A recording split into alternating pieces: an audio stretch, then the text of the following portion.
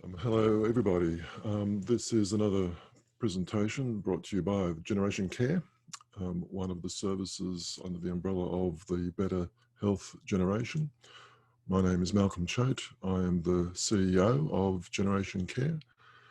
I'm a psychologist, and Generation Care, for those of you who may not know, is a specialised service within the Better Health Generation that provides allied health professional services to older Australians, people over the age of 65, or in the case of Aboriginal people, those who are over the age of 55. So we're running a series of seminars at the moment. This particular webinar is entitled Working with Older People, the Importance of the Working Alliance. I will be presenting for, I think, about 20 to perhaps 30 minutes, and at the end of the webinar, there'll be time for any questions that any of you might have using the chat function. So just by way of general introduction, the information I'm about to present to you is based on evidence. It's based on the best evidence that we have, and indeed, I would say the most complete evidence that's available. It seeks to answer this question. So when we work with older people, regardless of the capacity in which we might be working with them, when we're working with an older person for the purpose of helping them, is there one factor that, above all other factors, will directly lead to improved outcomes? Now, if we are able to determine the answer to that question, then obviously that's going to assist us when it comes to helping older people to achieve what it is that they want to achieve in their life. We will see that there are, in fact, a number of factors, but possibly there is one that stands above the others in terms of us being able to be more effective in the way in which we help older people. So let's just go through some of the possible answers to that question now. What might help when working with older people? Oops, and the technology's just gone a little bit awry. That's okay. I'll bring it back to where we were. There we go. Possible answers. So what might help? Well, there's a few there that are pretty obvious. First of all, probably one of the things that helps when working with an older person is the attributes of the helper. How friendly is the helper? How experienced, how skilled is the person providing the assistance? I think we all know from our own observations as well as experience that there are some people who are better than others in helping people. And they have certain qualities about them. It might be the way in which they communicate. It could be just their general knowledge and their skills.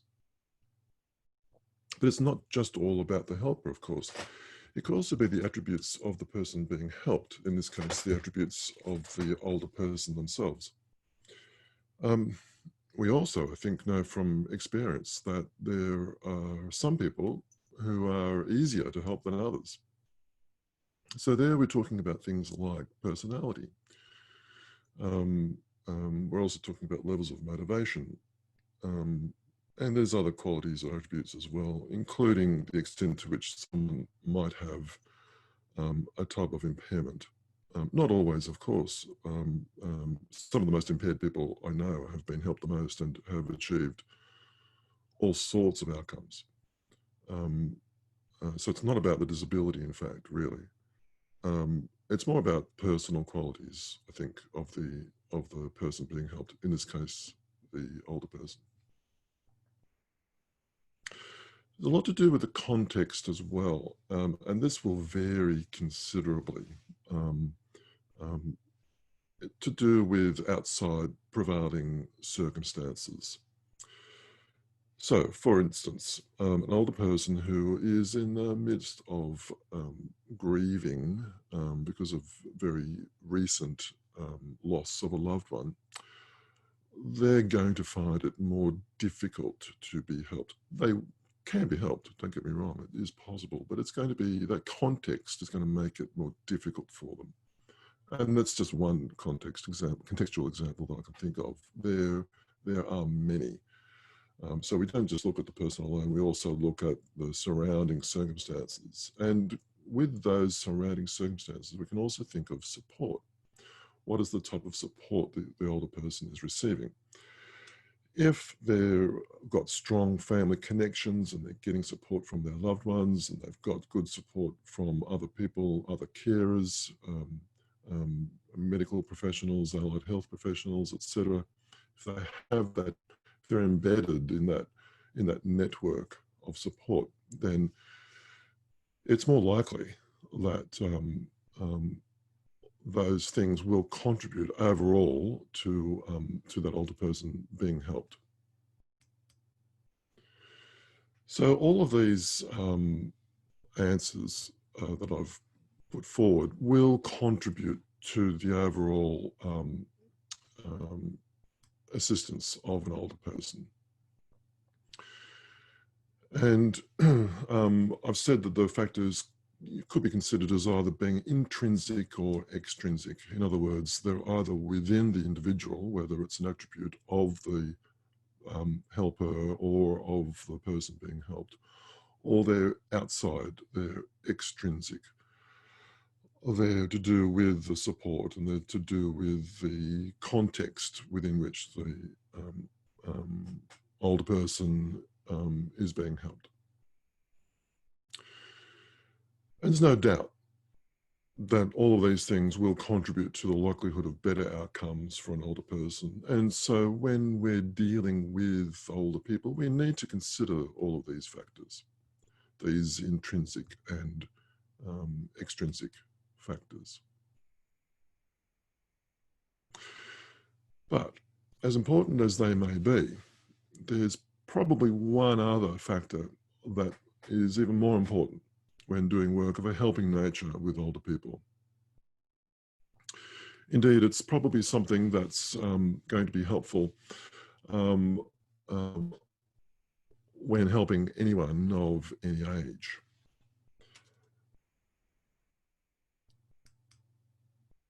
And that's the working alliance. This is probably the most important factor when working with an older person. It's the nature of that connection, that alliance, that relationship between the helper and the older person. That's what really counts. It's the strength of that relationship, of that alliance, that has a direct bearing on the likelihood of positive outcomes. So it's the relationship that between the helper and the person being helped that really, really matters. Now, I just want to pause there for a moment, because perhaps you may have realized that I've been careful in the use of my language. I have not said that, yeah, this is the thing that really counts the most. I've been a little bit careful in my use of terminology, in my use of language. So I've used phrases like it probably is the thing, or it might be the one factor that helps above all.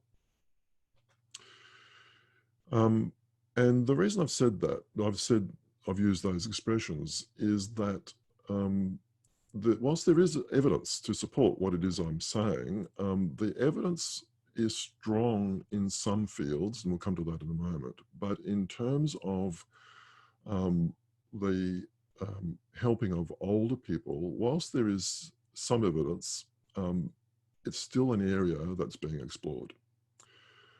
So I've got to just make that one, well, it's not quite a concession, but I just have to point that fact out, that this whole area is still a matter of investigation. There have been studies, and the studies do back up what I am saying, but it's expected that there will be further studies in the future. So I just thought I'd better point that out before anyone misconstrues what I'm saying and thinks that I'm saying that this is definitely the thing. It's likely to be the thing, but in a way, it's still being considered. So I just want to talk briefly about the origins of this concept of the working alliance, because it's been around for a while. It's been around for a while within the field of psychotherapy and psychology. It actually began with the work of the good Dr. Sigmund Freud, all the way back to the late 19th century in Vienna. He came up, not with the term, he didn't think of the term working alliance, but he came up with the idea, and he identified that the working alliance, although he called it something else, he identified back then that it was important, an important concept when assisting someone within psychotherapy. And so it grew as an idea, it grew within that one specific field of psychotherapy. And then it took off in the 1970s with an article that was published by somebody that I'll come to in a moment. In taking off, it's been extended. And it's been extended firstly across all fields within psychology, but it's also been extended into other fields of allied health, and then further into other helping relationships, other helping professions. So it's not restricted. This idea of the working alliance is not restricted at all to psychotherapy or anything related to psychology.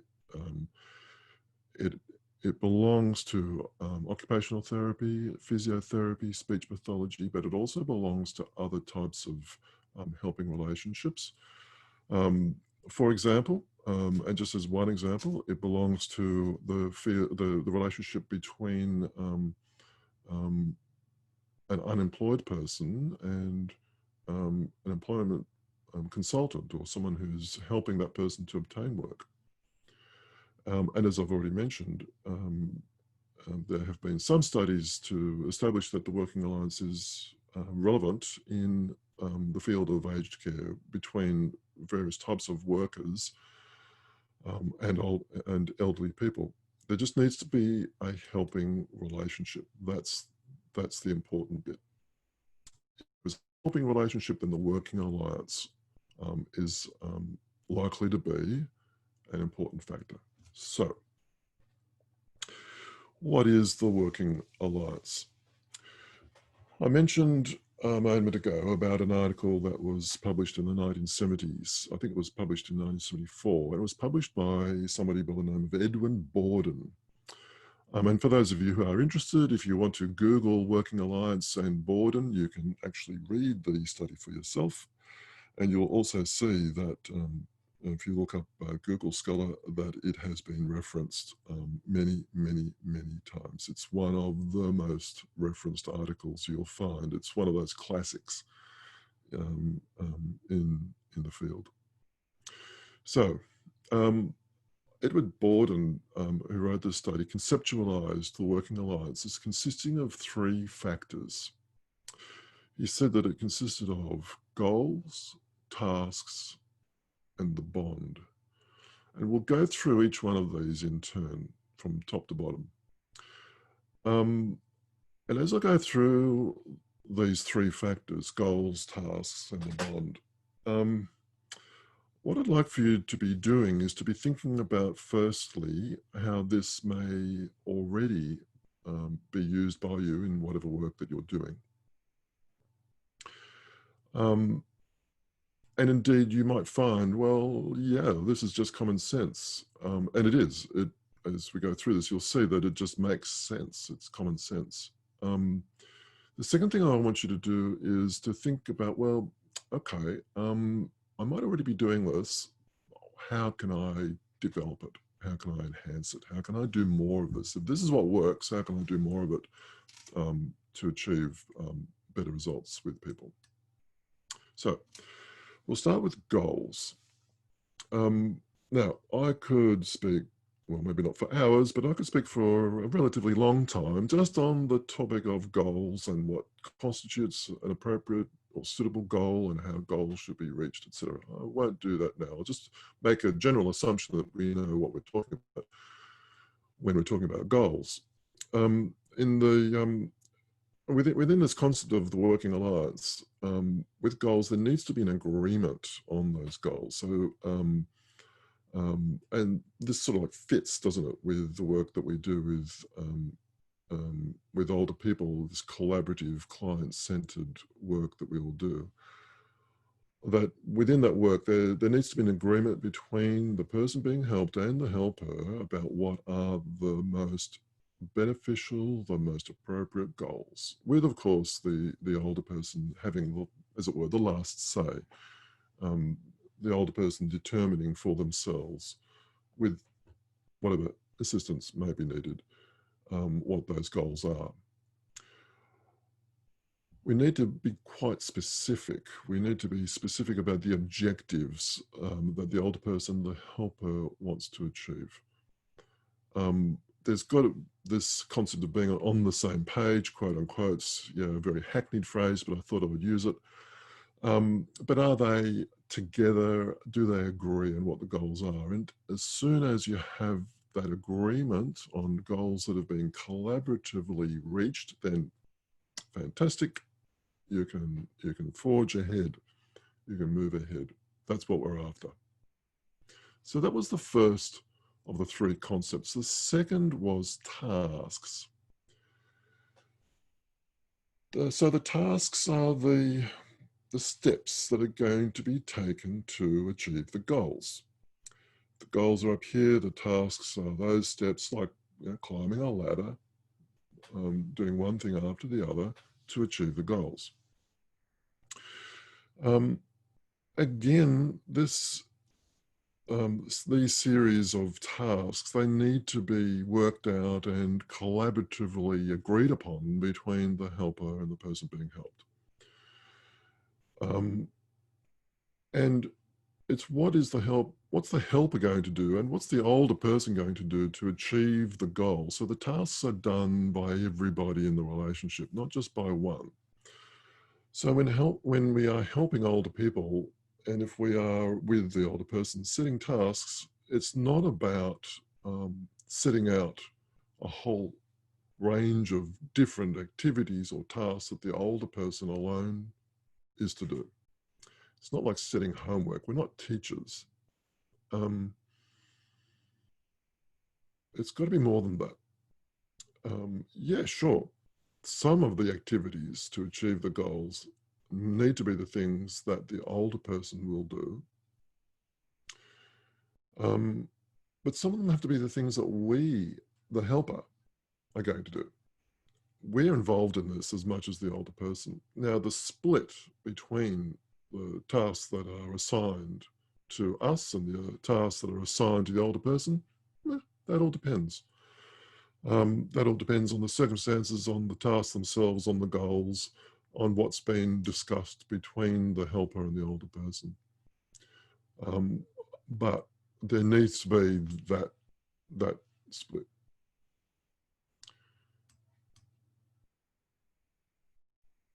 Then there's the bond. And whilst all three factors, goals, tasks, and the bond are important, and you can't have a working alliance unless you have all three, probably the bond is the thing. The bond is the gel that binds everything together. It's the gravy that is poured over the veggies and the meat and completes the meal. It's actually more than just the gravy.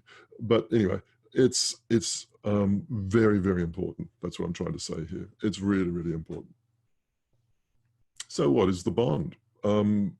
Is it a sense of friendship or even affection or liking? No, not necessarily friendship. There has to be, at the very, very least, I think, feelings of mutual respect. And there could even be feelings of liking. We do develop a sense of, liking with at least some people that we're helping, maybe not all. But it's more than that in the context of the working alliance. Is it about displaying empathy by the person who is assisting the older person? Absolutely. Absolutely. So as much as we possibly can, we have to display empathy and reach some level, not a complete level, but reach some level of understanding and express that understanding with the older person. But it's actually more than just that. The bond within the working alliance needs to include three other things. Now, like I said before, right, these are things that you may well be using already, and I hope you are. Think about that, and also just think about how you could perhaps ramp this up a little bit. It needs to include confidence. Confidence that the outcomes are achievable.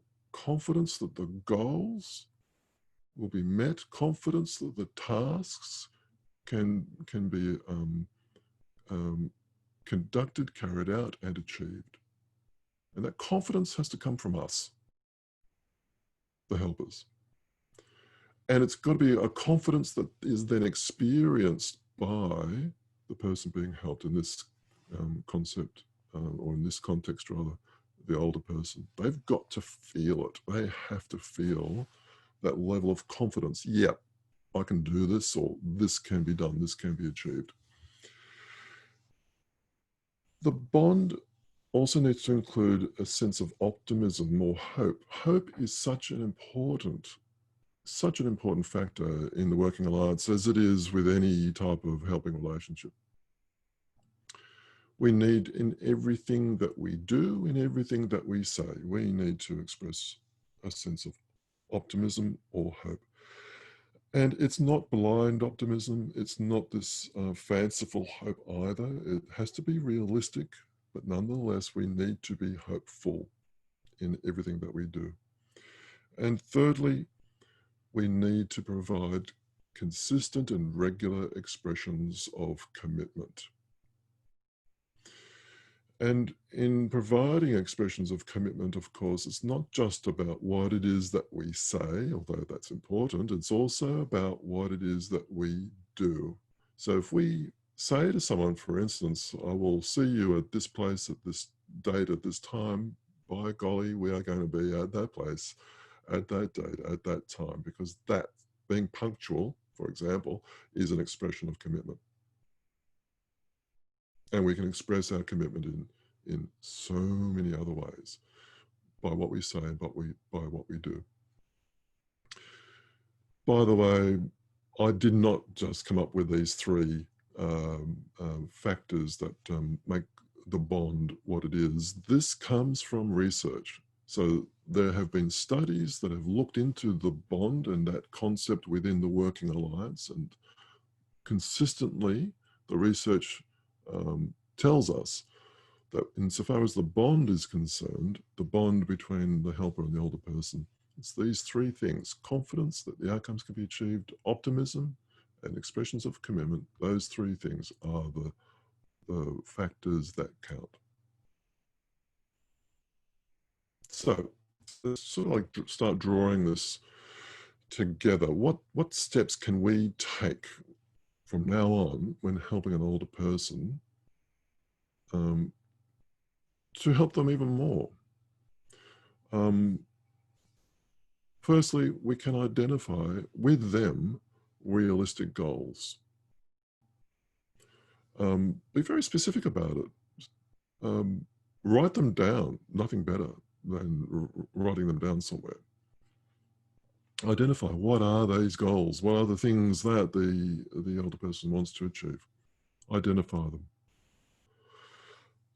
Collaboratively create tasks, and tasks for us and for the older person. And you know what? If the older person is agreeable, we can also include other people too, provided they're agreeable as well. The more people involved, the better. But certainly it's got to be, the tasks have to be things that we are going to be doing, like I said, we are going to be doing, and the older person is going to be doing. And then what else can we be doing? What other steps can we take? We can be expressing confidence. Yes, we can achieve this. I know that everyone's got the ability to achieve these things. We can convey optimism, and we can express commitment, and we can do that by actually being committed. So it's not, as I said before, commitment's not just about talk, it's about behavior, it's about being committed. So in essence, what we need to do is this: we need to create very deliberately, very deliberately, not by accident, but we need to very deliberately create a working alliance. And if we create this working alliance, better outcomes will be achieved. Remember, the working alliance consists of three things: bond, task, and the goal. So I've done that in the reverse order: the goal, the tasks, and the bond. So what have we done in this webinar? We've looked at ways of helping. We've considered, well, what are the things that may be useful in helping an older person? And we have not thrown those away, by the way. We have not discarded them. They're still there, all those factors that I spoke about earlier. But we've also spoken about the working alliance and how that, based on the evidence that's available, that may well help in assisting older people to achieve even better outcomes. I've spoken about that seminal article by Borden, where he described the working alliance as consisting of goals, tasks, and the bond. And I've taken you through a description of each factor, and I've discussed ways in which each of those factors can be applied. So that is this. That's the end of this seminar. I hope that you found it useful. As I said earlier on, I suspect that for at least some of you, you're thinking, well, yeah, I know this. This is just this common sense. And you know what? That's fine. That's good. I think it's good when we hear things that do make sense to us, because then we can kind of put a bit of a structure around it, and we can more easily apply it in our day-to-day work. So I'll just briefly pause there for a moment and just ask if there are any questions at all, or not. If any of you do have any questions, by all means type away and in the chat box. If there are not, then that will be it for today. Can I just remind everybody that this is one of a series of webinars that have been putting out by Generation Care. We have other webinars coming up on Tuesdays and on Thursdays. And indeed, other services within the Better Health Generation are producing their own webinars. So look out for them. Look them up on LinkedIn. You'll find notices about them there on LinkedIn, and also the login details. Well, that's it for this morning then. Thank you very much for joining me. I hope that you found this of some use. And if anyone does have any queries or questions at all arising from this, or just generally, or if anyone has any ideas about further topics for presentation, please drop me a line, let me know. You can look me up on LinkedIn or via our website.